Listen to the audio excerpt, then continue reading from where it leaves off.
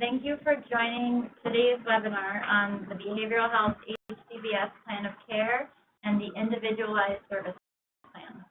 The webinar is intended for care managers and recovery coordinators to learn about the principle of person-centered planning practice, as well as their role in linking partners to the home and community-based services. My name is Nicole Haggerty. I'm from the New York State Office of Mental Health, Bureau of Rehab Services and Care Coordination. Doing the presentation today is Melissa Arshberger, with me here from the Rehab Coordination Services Unit, and Kate Merrill, the Rehab Services Unit within our Bureau as well. The objectives for today include covering the principles of person-centered practice and recovery-oriented goals, a view of adult behavioral health HCBS services, the roles of the care manager and the recovery coordinator, the requirements of the adult behavioral health HCBS plan of care, the review of new state-issued behavioral health HCBS plan of care template, and will describe the role of the behavioral health HCBS provider in contributing to the overall behavioral health HCBS plan of care. So we hope today that you are able to take away the important roles that you play in linking individuals to HCBS services, particularly when it comes to the documentation and how a care manager or recovery coordinator will help an individual to articulate their life role goal, and the HCBS provider and you as the care manager or recovery coordinator will work together to help that person gain access to these services. With that, I will turn it over to Katie Merrill. Thank you.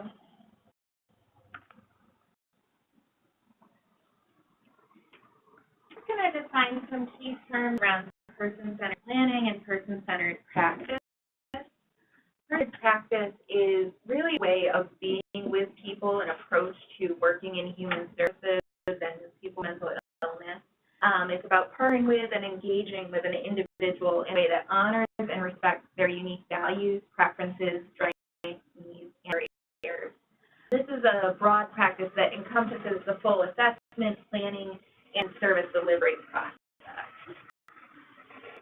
Behavioral health, we have home and community-based services, and these HCBS need to be planned in a person-centered way. So when we talk about person-centered planning in HCBS, we're talking about planning for the specific services and supports that are going to be needed in order to get the person to a meaningful life role goal. Person planning is about building a roadmap to recovery. It's not just about getting connected to services. We're looking to provide an opportunity to build an alliance and to collaborate with the person, developing goals and planning for the supports and services that are going to get them to those goals. It should be a strengths-based process that focuses on the individual's values, preferences, and goals. Throughout the process, you want to strengthen the voice of the individual, build their resiliency, and promote recovery. So when possible, we're going to use the person's words to articulate what their goal is, and we're going to listen to what it is the person wants to achieve and what services they need to get them there. Now, when we talk about recovery, we're talking about an individualized idea of what it is that the person wants to achieve. So recovery doesn't necessarily mean that the person's symptoms go away or they stop using substances completely. Recovery means that the person is able to live a meaningful and fulfilled life in the community, in the valued life roles that they've chosen. So that means being an employee, being a parent, being a spouse, being a friend, whatever it is that's going to bring that person meaning, that they achieve that within the limit of their diagnosis. Principles of person-centered planning. First, I want to talk about self-determination or self-direction, and this is really the ability to make your own decisions regarding where you want to work, where you want to live, how you want to spend your time and whether you want to receive services, and if so, which services you want to receive. So with person-centered planning, you are affirming, respecting a person's self-determination. You're helping them to make meaningful choices. It's a holistic approach to recovery planning, so you want to include natural and paid supports. You're looking at the person in the environment, and you're looking at what they're already connected to. That might be traditional services like an outpatient clinic or a PROS program, but it might also be community-based support like AA or NA. They may belong to a recovery wellness group, a running group, or others like that. So you want to look at all of the paid and unpaid supports that the person has access to. You're going to be focusing on engagement, partnership, and shared decision-making. You're going to honor the person's preferences for what services they want to receive and how they want to receive them. Person-centered planning, the care manager or recovery coordinator is responsible for empowering the person to make informed choices about services and interventions. I talk to them about the pros and cons or the benefits and costs of different locations and different types of services. You help someone choose whether psychosocial rehabilitation or attending a PROS program is more appropriate for them. You might talk about what it would mean to receive services in your home and community versus at a community-based location, and make sure that people have opportunity to make an informed choice. So here by Mary Ellen Copeland, who's done a lot of work in the psych rehab field and with mental illness and behavioral health. She said, all people grow through taking positive risks. We need to support people in making life and treatment choices for themselves, no matter how different they look from traditional treatment. Building their own crisis and treatment plans, ability to obtain all of their records, accessing information about medication side effects, refusing any treatment, choosing relationships and spiritual practices, being treated with dignity, respect, and compassion, and creating the life of their choice. When positive risks, we're really talking about this concept of the dignity of risk, and it's something that we all have as people who live independently in the community. We can all make decisions ourselves, and sometimes those decisions work out beautifully, and sometimes there are consequences. But people with disabilities have been empowered to take those risks, to learn through making mistakes or through making really great choices. So with person-centered planning, you want to empower the individual to take those positive risks, to have all of the information that they need in terms of their services, their medications, and the side effects of those medications, so they can make decisions about what they want to do and how they want to get where they're going. When engaging in person-centered planning, the first step is really getting to know the person. So engaging them, building that rapport, and getting to know who they are as an individual, moving beyond knowing them as a person with a disability. So the questions that you might ask are things like, how would you describe yourself to someone who doesn't know you? What hobbies or favorite things to do? How do you spend your time? What does a typical day look like for you? What would you like to do or achieve? Who are the important people in your life? And we're thinking beyond just family, but we're looking at family of choice. We're looking at service providers. We're looking at community supporters. What are the top 3 places where you spend most of your time? So instead of just asking what someone does at home, but look at other environments where they spend time, whether it's at a community center, at a site program, at the library, at work, at school. You might ask what a typical good day is like and what a typical bad day is like for the person. This will give you an idea of what some of the barriers might be in their environment, and also what some of their resources might be. What's working and what's not working with your current services. So if someone is currently receiving behavioral health services, what do they like about their current service formulation and their current programs, and what do they wish they could change, or what might work better for them? Through asking these questions, you want to identify the natural supports in an individual's life. So this would include family, friends, and community groups. And you want the individual, if these people, to be invited to their care planning meeting.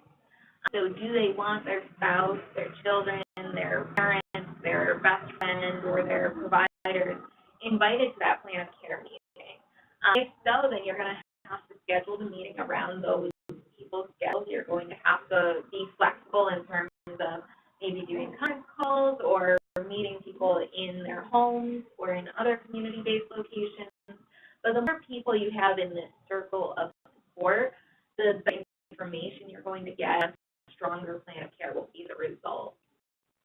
And when selecting services and interventions, it's really important to find the balance between important to and important for.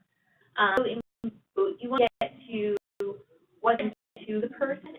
That would be their valued life role and also their preferences and their values. And you balance that with what's important for them from the service provider's perspective. It's important for them to take their meds or to make and keep appointments. On this slide, we have person-centered planning in action and examples of balancing important to and important for. So some things that would be important to an individual would be to keep their apartment, to stay out of jail, to receive services that are close to my home or in my home, to receive services in my native language. Getting at a person's values might be to feel heard and respected by my service providers. And then in order to achieve what's important to, it's important for me to do these things. To meet with pay to review my budget. It's important for me to improve my household management skills, including keeping my apartment clean and pest-free.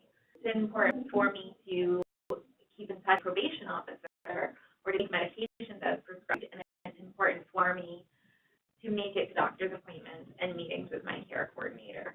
So we balance the things that are important to a person and the things that are important for a person, really get at their motivation for wellness, and we can achieve recovery. The plan care template that we released, which we will dive into a little later, has you identifying life role goals with the person. And this is a concept that comes to us out of the psych rehab world. So when we talk about rehabilitation, we're not talking about like a 28-day inpatient treatment program. We're talking about an approach to restoring people's functioning and skills in the community. And so rehab typically occurs in 4 domains. We have living, working, learning, and socializing. And the types of goals that HCBS help people with fall into these 4 domains. So you might have health and wellness goals, things like managing diabetes, weight management, asthma management, possibly tobacco dependence treatment or smoking cessation, house management and independent living skills, and with accessing community and resources. And these are just examples of the types of goals that might fall under the living domain. This is not meant to be an exclusive list.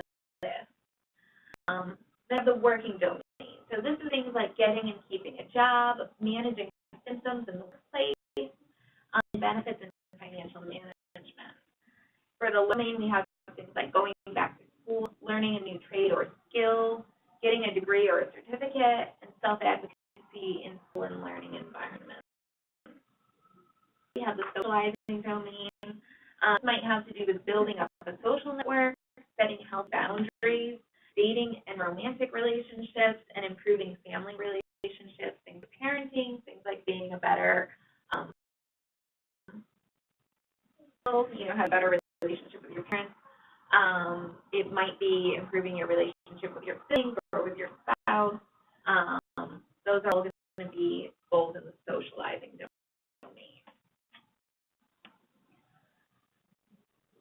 There's a really excellent resource on community-based services, and in that there's a quote about service community. So for most of us, satisfying everyday life means engagement in the world across the varied domains of community living. Things like family life, gainful employment, social connections, civic activity, recreational pursuits, staying fit, educational opportunities, religious involvement, and more. We all make choices about what domains of life to emphasize for ourselves and which we choose to skip over or cannot prioritize just now. Research, however, suggests that many people with serious mental illness have little choice in this regard. A few factors keep them at a distance from enjoying even the most basic elements of everyday lives. We changed this paradigm with adult BH HCBS. We want to make people feel empowered to make choices about what they want to focus on, what is family life, employment, getting fit, educational opportunities, recreational pursuits. We want to know what their options are and make meaningful choices about what's important to them right now, rather than having a practitioner dictate what we think is important to them. When we talk about the life role goals, it's first important to understand what a life role is. These are the roles that adults have everyday life. We all have them. It's things like being a parent, grandparent, sibling, partner, spouse, employee, coworker, student, or peer, friend, community member, group member, and volunteer. So we engage in multiple roles across the various domains of living. A role goal is all about finding the individual's motivation for wellness. So what roles are important to them? How does their behavioral health diagnosis impact their role functioning? And how can we support them in overcoming these behavioral health barriers? So for example, someone may be a parent, but they've lost custody of their children. And being a parent is a really valued life role for them. And they want to better engage in that role, and they want to take better care of their children, but they may have some behavioral health symptoms or barriers that impact their ability to parent effectively. What we can do is look at the rehab services that will help improve their ability to parent and increase their capacity for functioning in that role. And hopefully we can get them back to a point where they would have custody of their children and build healthy relationships with their children. Some goals of life role goals broken by domain might look something like this. Socializing, you might have someone who says, I will have a better relationship with my daughter, or I build a friend group I can depend on. And you might hear people say, I will get a promotion to shift manager at work, or I'll get a job in an office setting.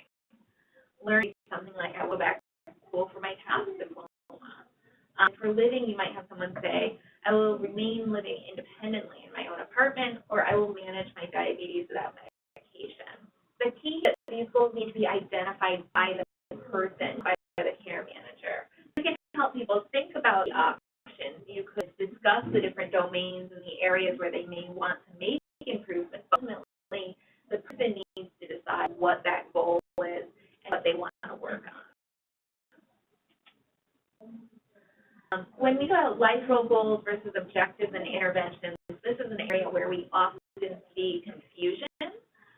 So life role goal, you've taken from the previous slide, things like I will have a better relationship with my daughter or remain living independently in my apartment, might have different objectives or interventions that align with that. So for a relationship with your daughter, it may mean enrolling in parenting skills classes.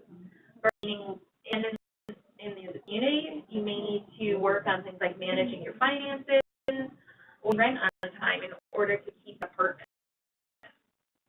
For the promotion to shift manager at work, you may need to utilize HCBS to learn management skills to help get promoted at work. And for diabetes without medication, you may need to receive education on managing diabetes.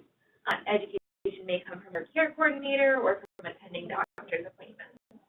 So when we think about that plan of care, we want to be clear that we're documenting both life role goals and also objectives or interventions, and that we know what the difference is. BH HCBS are primarily rehabilitative services, with the exception being community psychiatric support and treatment, which we provide more treatment elements. Rehab treatment are really two approaches that should go hand in hand to support the individual in achieving goals. Many people will want and need both of these types of approaches and services. Others may have a preference to only receive rehab or treatment, and that's okay. So if you have someone who's currently working with an outpatient clinician in a clinic, doesn't mean that they can't or wouldn't benefit from HCBS. They really just need to explore whether both services or one or the other is appropriate for them. And you can provide them with information about HCBS so that they can make that informed choice. Care can help support coordination across across provider types, that rehab and treatment providers can work collaboratively to support health and wellness.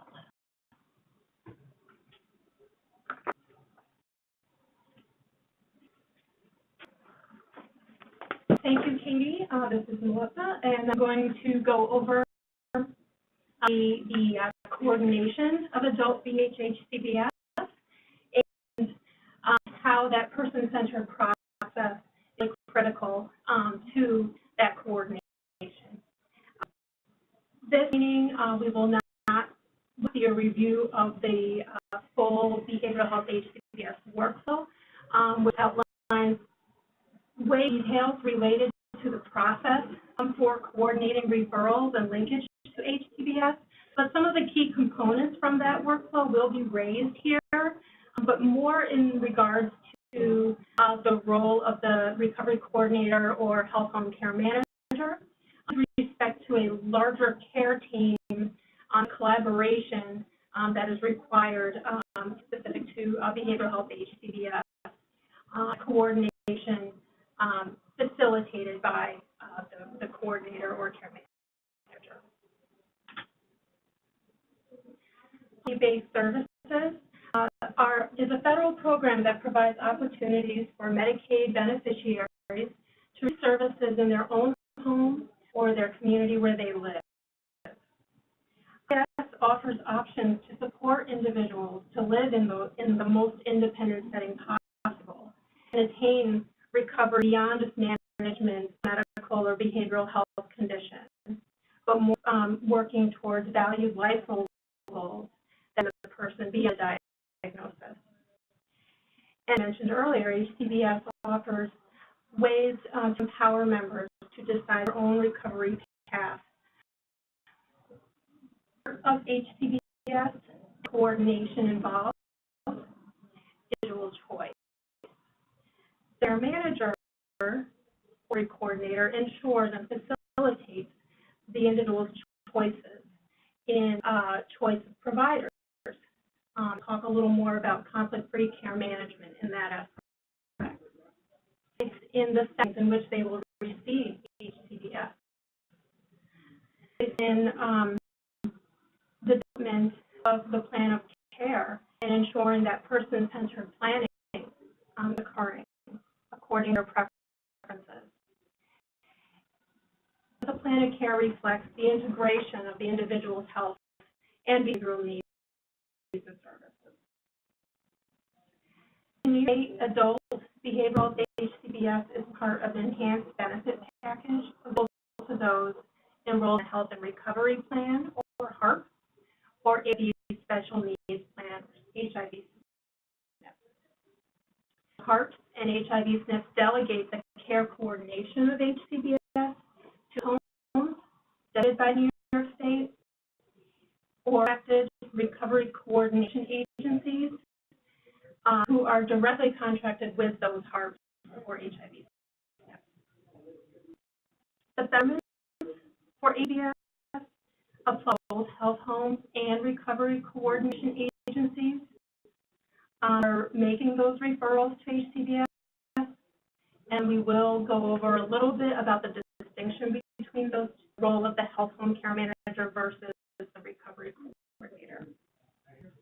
And this, the MCO also has a role specific to the coordination of HCBS as larger management of health care services for those individuals. Management is a requirement for HCBS that requires individuals be offered a choice of service providers. A recovery coordinator facilitates that choice of providers, serves as an ally of sorts for the member, and one who has that understanding of the individual's full range of needs and preferences. The candidate having that full person perspective is the one who will ensure that choice of service providers is made from the member's perspective. Employ both recovery coordinators or health home care managers and also employ adult BH HCBS providers are required to have separate supervisory structures and adequate firewalls in place to ensure for conflict-free care management. Employee who performs or supervises the eligibility assessment, which makes the determination for whether or not an individual is eligible to receive HCBS, and or referrals to HCBS may not provide or supervise HCBS to that same individual.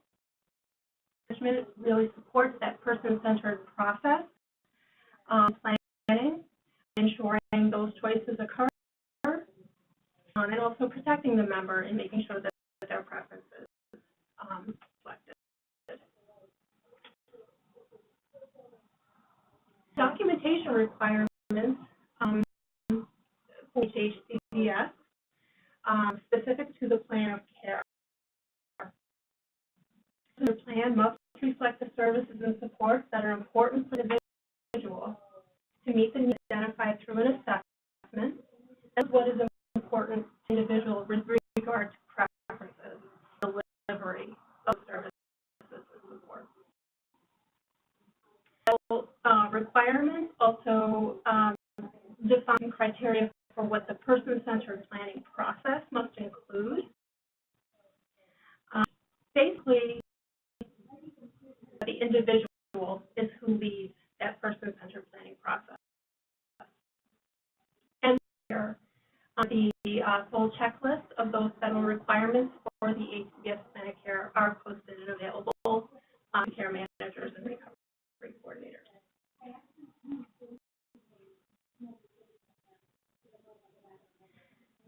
Overview or outline of what that coordination of BH HCBS looks like.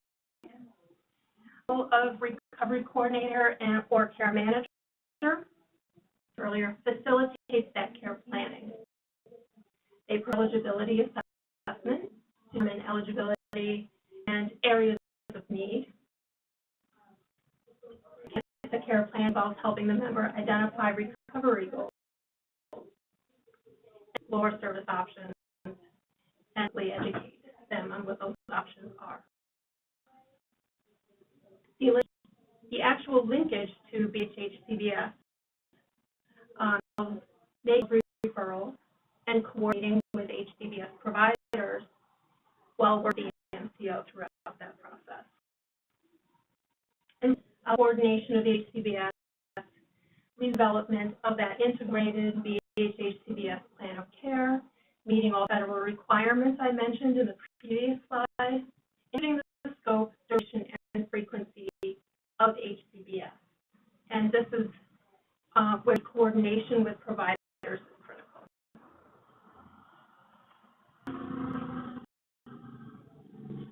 The plan here is the roadmap of all services and supports in place to address individuals' established recovery goals. The recovery coordination agency role, their perspective is to coordination of adult BH HCBS.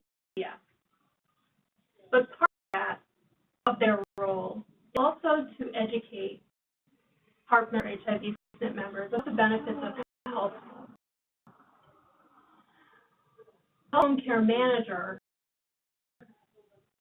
full spectrum of individual service needs, which includes the coordination of BH HCBS.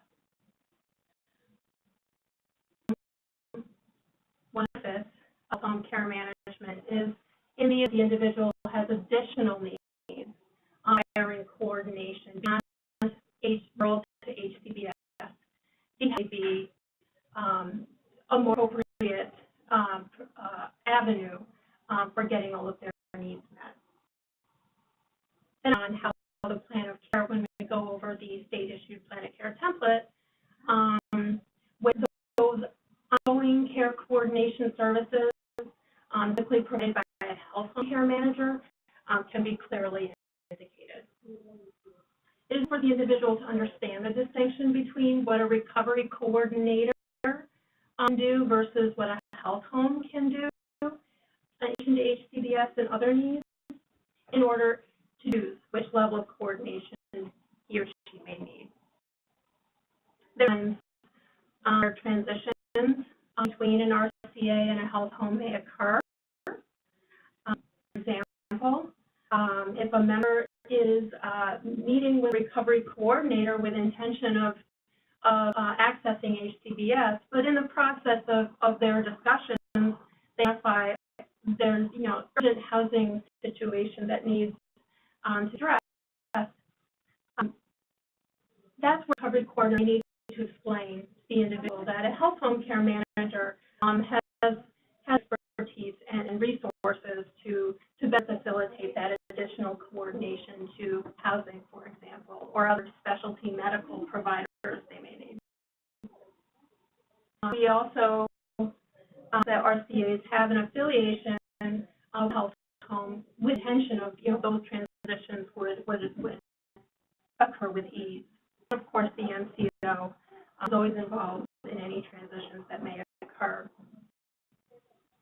For example, an individual who is enrolled in a health home, determining, they may be graduating from health home. They not necessarily require additional coordination, but they do want to continue accessing the HCBS that their health home care manager refers them to. In that situation, a health home care manager may need to reach out to a recovery coordinator and make that referral. That individual can at least have someone to continue the coordination and care planning for the HCBS. Effective person-centered planning will result in a plan of care that by the member's picture of recovery and their goals with the services that support those goals, and will really emphasize the member's preferences and strengths. Person-centered practice ensures the member is offered informed choices and providers. That the plan of care speaks to the member using words and is meaningful, which in return would better engage and motivate them to participate in ongoing planning around every recovery. Here we have an example of how to incorporate offering informed choice in service providers in the planning. Do ask member for their preferences. Do consider where they currently receive other services. Do at least 2 providers for them to pick from. And with the MCO for a list of their in-network providers. And provide information about the service providers, such as service offered, location, specialties, and so forth. Just refer to your own organization's HCBS providers without first offering choice of other providers. Make HCBS contingent on successful completion of other services. Again, that any information that individual needs to and make that informed choice services that they wish to provide is again critical to person-centered practice.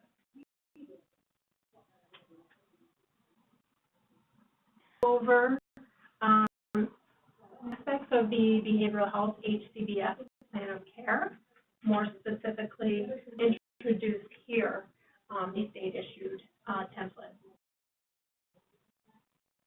The HCBS plan of care serves as a roadmap, guides the individual and the providers towards the individual's life goals.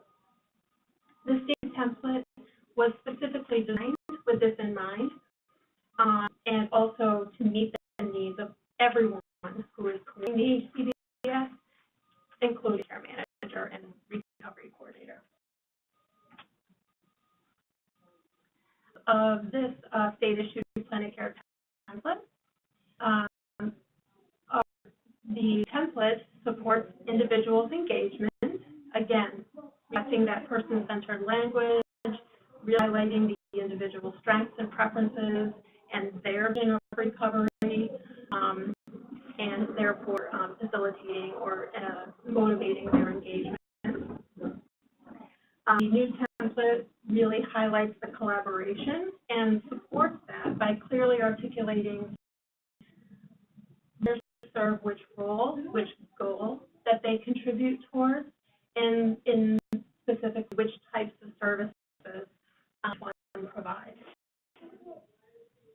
And we provide instructions for how to use and, of course, develop this new plan of care template. This is the piece of the template that I wanted to highlight. First and foremost, the demographics and setting portion of the plan of care. This is right up front in the beginning of the template where the individual's graphics and residential settings are documented. And this is important because, as any care manager would know, setting is a piece of information that may determine individual's ability to receive BH HCBS. So this is the place where the care manager would indicate what type of setting and also to more importantly document whether or not the individual wants to live in that type of setting. And in the instance that they do not want to continue in their current setting, by checking no should prompt that care manager or recovery coordinator to have further discussions with the individual on how to help the individual get to the setting they prefer to be in, and that they may impact the HCBS that they're interested or that they're reviewing now.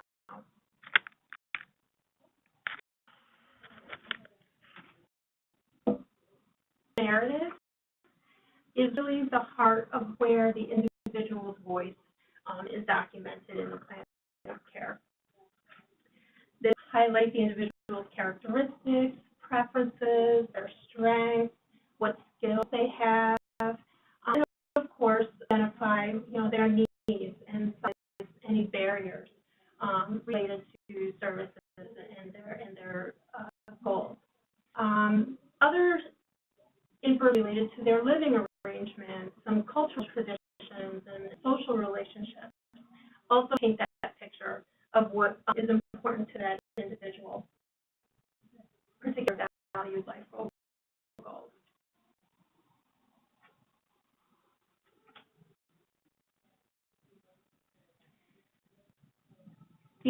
Or recovery goals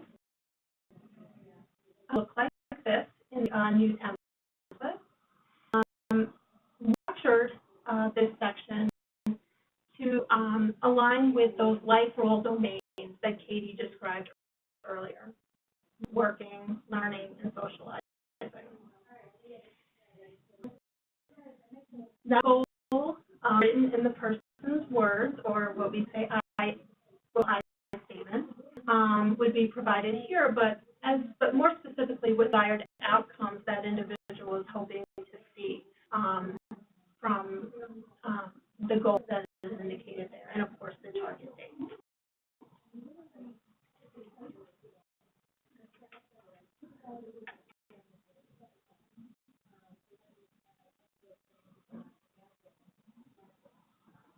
The coordination of HCBS, as well as any other ongoing care coordination, home care manager, is indicated here in this section of the plan of care, where the care manager would specify what type of care coordination receiving, whether it's a health home or a recovery coordinator or HCBS. That's the key information about the agency itself. The health care manager would more likely utilize the below section half to document those additional or more ongoing care coordination interventions that the individual may need.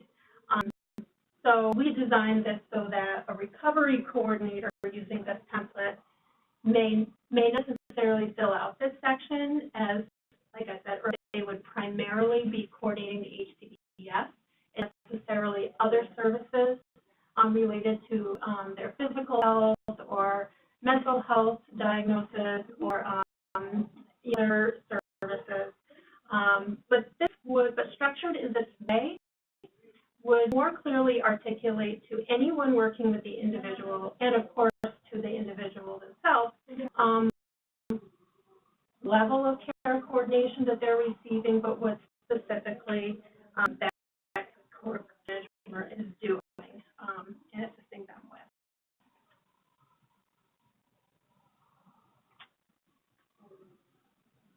We have catered sections for what the HCBS documented in the template. It's straightforward.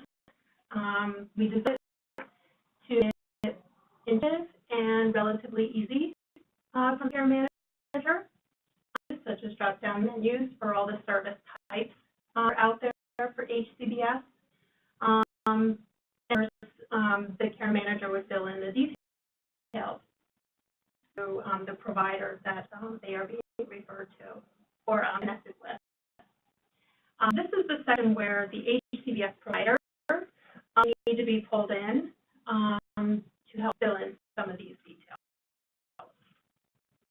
So a little later about what's called an individualized service plan, which HCBS providers would use, and we'll go over a little bit, how that may actually help articulate some of these details in another way.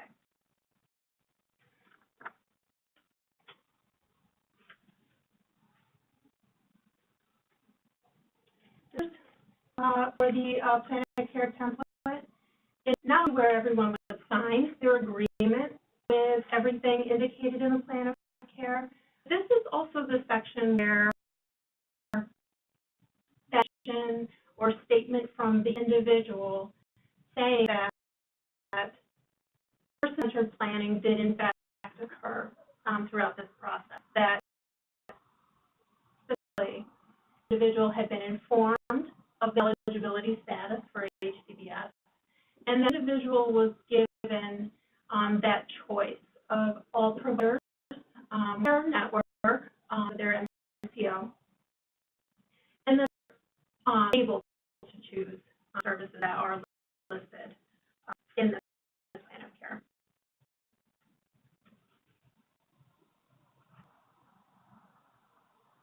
The signatures required for this template would, of course, be those from the individual, the personal representative, and of course, the care manager who helped them develop the plan of care, as well as other service providers listed in the plan of care at the behavioral health HCBS providers.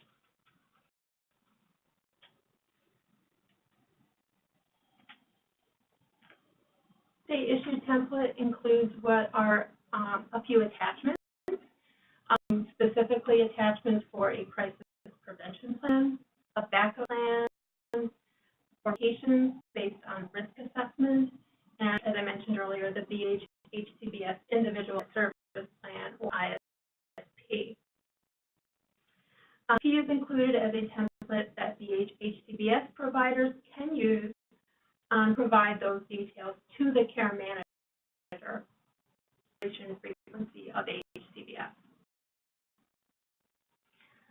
We structure the new template with attachments specifically for these items that are federally required for an HCBS plan of care.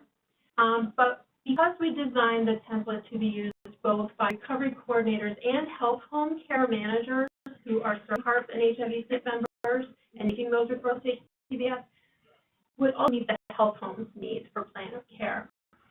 But particular items may or may not be required for a health home care manager, such as the modifications based on risk assessment. A health home care manager can use these attachments. We certainly encourage it, But if required or it's not necessary, they feel for the individual, then as attachment, it helps to not clutter the plan of care that the health home may have. To specifically have a crisis plan, a backup plan that was an attachment, a tool that the individual could use if they wanted to, when they've been given a copy of their HCBS plan of care, but they want to easily access their crisis plan, they can just take the attachment from the plan of care and hang that on their fridge or wherever they want to make it available to them in the event of an emergency or crisis.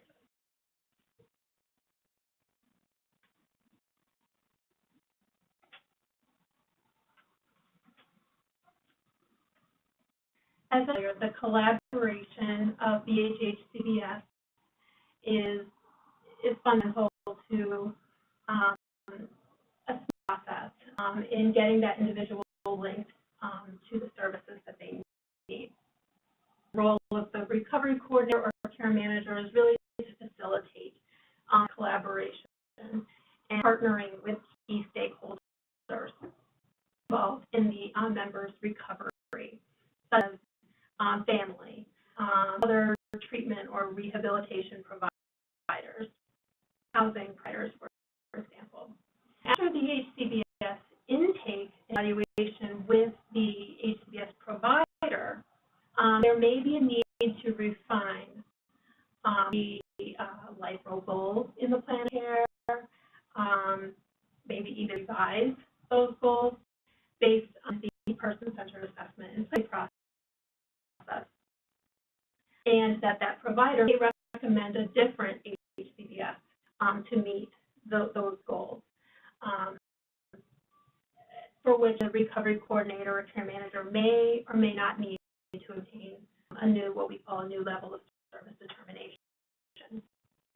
For example, may indicate to the recovery coordinator that they're going to obtain a volunteer position or unpaid job because they're worried about losing their benefits. The coordinator refers the member to an HCBS employment provider for pre-vocational services. However, during the course of the intake with the employment specialist, learns that competitive employment can be pursued while maintaining their Medicaid and SSDI eligibility. So the member decides to pursue competitive employment instead, and the HCBS provider recommends that support provided through HCBS is supported employment instead. The member, the recovery coordinator, and HCBS provider need to communicate and partner to ensure that the plan of care, the member's plan of care, is updated with that revised life role goal for competitive employment and reflects the new HCBS intensive supported employment. Who changes like this are needed to the plan of care? It's called. Whenever the changes arise or are raised,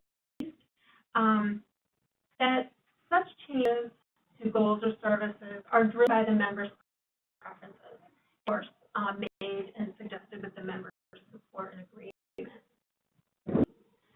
As mentioned earlier, the provider may recommend changes to the plan of care based on meeting with the individual. Changes should not be initiated without the member's informed consent. We now talk a little bit about cascading documentation and individualized service plan. So, documentation is this idea that we came up with to best explain the relationship between the plan of care and the behavioral health home and community-based services ISP. As a care manager or recovery coordinator, you're probably aware that you are not writing the ISP. That's a document that's written by the HCBS provider based on their intake evaluation with the person, and it's where where it's going to document the frequency, scope, and duration of the services. The plan of care provides an integrated overview of the services that are going to be provided to support the goal, and comprehensive. So it should include HCBS, but also any other physical or behavioral health services and unpaid supporters that are helping the person move forward their goal. The ISP complements the plan of care and describes in detail the level of support that's going to be provided by the HCBS provider agency. Life role goal should be identified in the plan of care, and that goal must closely link to the goal that's driving the ISP. This is an area where we see some confusion, mostly on the part of the HCBS provider. So again, the plan of care is that overarching comprehensive document, and ISP gets down to the weeds of how HCBS is going to help this person move forward with their plan of care goal. As I said, it's completed by the HCBS provider. We did include a sample template in that whole plan of care document. It's really kind of an attachment to the plan of care. The ISP template is not required for use by HCBS providers, just as this plan of care template is also not required. But the principle of cascading documentation is the same regardless of what tool or format you're using. This that we provide is consistent with the ISP texts that are BHIT-approved EHRs. And again, that concept of cascading documentation is going to apply regardless. So cascading documentation looks like. We work with a person to come up with a life role goal. You might come up with something very specific, like work as a receptionist in a medical setting.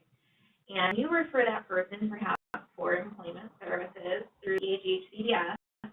The provider might meet with them and hear word for word the exact same goal.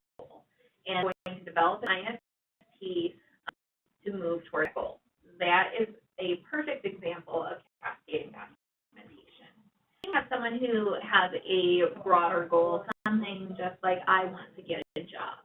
And you send them to the HCBS provider, that employment provider, and they talk to the person and they get more information. And the ISP goal that they come up with is, I want to get a job with a living wage. That's acceptable. There's a very clear link there between what the care manager or recovery coordinator came up with and what the HCBS provider is going to work on. Maybe they meet with the person and hear, I want to get a job in an office setting. A lot of the time people with behavioral health disorders are kind of encouraged to pursue jobs in housekeeping or in food service, and while that's absolutely acceptable, if a person is saying what I'd really like to do is work in an office setting, then HCBS can help them with that, and that's a very specific goal. Again, this is pretty clearly linked to the goal in the plan of care, and I think anyone who comes in to review both documents would see that connection. Another example of what an HCBS provider might work on is a goal, something along the lines of, I want to acquire the soft skills needed to pursue competitive employment. And if you're someone who comes in and says, yes, I want a job, but I'm not ready to get a job tomorrow because I know that I need to work on my time management or my interpersonal communication or my conflict management skills. And so I really want to work on those skills, those I'm in a better position to pursue competitive employment. I still see a very strong link between the goal that's in the plan of care and this goal that might be on an ISP, and that's another example of cascading documentation.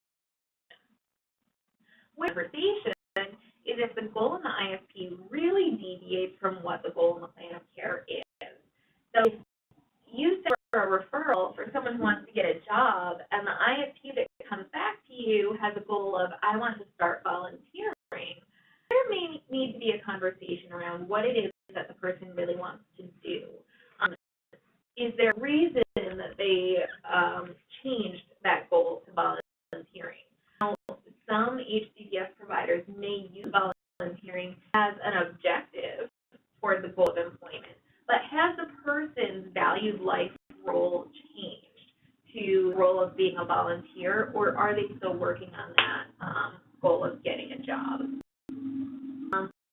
You may also see an ISP come back with something pretty different, like I want to work on my parenting skills, or I want to improve my diabetes management. And you're thinking, well, hang on, refer them because they wanted to get a job. Again, there are opportunities to pick up the phone, the HCBS provider, get the person on the phone too whenever possible. You want to have a conference call or maybe an in-person meeting. Really talk about, does this person have multiple role goals that they want to work on? Are they prioritizing maybe their parenting right now over the job, or vice versa? And just make sure you're getting everyone on the same page. And if there is a link between these two things, for example, parenting and getting a job, you're going to articulate that a little bit more clearly so that the documentation is truly cascading. Briefly walk through what the ISP looks like, simply because as a manager or recovery coordinator, you might get a copy of an ISP, so this will just tell you what exactly you're looking at. So it's very similar to the plan of care. You're going to have all of that demographic information. You're going to have the provider types, the service types, so it might be psychosocial rehabilitation or supportive employment, intensive supportive employment. You're going to have the frequency and duration right up there in that first section. You're going to have the goal, and that goal doesn't need to be word for word the same as the plan of care, but it does need to be closely linked. The scope of services. So the HCBS provider, they do their own intake and evaluation that's specific to the service you referred them for, and they're going to document the individual's strengths, talents, resources, and abilities as they relate to attainment of that goal. And they're also going to document the behavioral health barriers and needs that are related to attainment of that goal and the level of support required. So the level of support might be things like staff modeling, role play, supervision, instruction. Some people may need cognitive behavioral approaches. Other people may need psychoeducational approaches, or some of both. They may need development or job placement services. So that is going to be spelled out in terms of what the HCBS are going to do to support the person. Then we have a little bit more specific. We have objectives. Objectives are specific things that the member will do or accomplish. So different from an intervention, because this is what the person is going to do as work towards their goal, and it should represent a step towards that goal. And the corresponding scope of HCBS, and this is where we get into the specific interventions and modalities. So they attend a psychosocial rehab group that focuses on interpersonal skills, or they go into the community and gain exposure to different community living environments. That is going to be spelled out in the scope of HCBS, and that's going to tell you what are the staff doing, how are they supporting the person with this goal. And then we have signature lines on here. We have not said that the person has to sign the ISP, but that's certainly a best practice, and I would expect to see that because the person should be agreeing to this plan just as much as they agree to the plan of care. Brings us to the end of this presentation. I just want to go over some key points. So I started talking about person-centered practice as this broad approach to service planning, assessment, and delivery, and it's an approach that's intentional, respectful, and goal-driven. You want to be making sure that the person's voice comes through, that their perspective comes through, and they're honoring what it is that they want to do with their life and their vision for recovery. And the process has a specific role, but the process is directed by the individual or by the member. So it's important to know what your role as the care manager or recovery coordinator is, what your responsibilities are. It's also important to know what the HCBS provider's role is in terms of helping that person acquire the skills they need to achieve their goal. The HCBS plan of care is a comprehensive plan or roadmap that ensures that services are provided in a coordinated way. So I often say that the right worker at the outpatient clinic should know what it is that the psychosocial rehab provider is doing. And so the plan of care is one way of making sure that services are coordinated and everyone's on the same page and everyone is doing their part to move the person towards their goal. ISP should cascade from the plan of care with a goal that is clearly linked. So you want to ensure that you know what the HCBS provider is working on or what their role is in moving the person forward. And likewise, the HCBS provider should know what other supports and services the person has access to so they can provide care in a more integrated way. And that is the end of our presentation today. We do have a couple of resources here. I mentioned earlier the Community Living and Participation Toolkit through Temple University. We also have the Center for Practice Innovations Learning Community. They have some online modules you can complete if you're interested in person-centered planning or recovery. And there's a link to some information from SAMHSA. So with that, thank you for listening. If you have any questions, you can always reach out to us at adult-BH-HCBS@omh.ny.gov, and then come directly to the Bureau of Rehab Services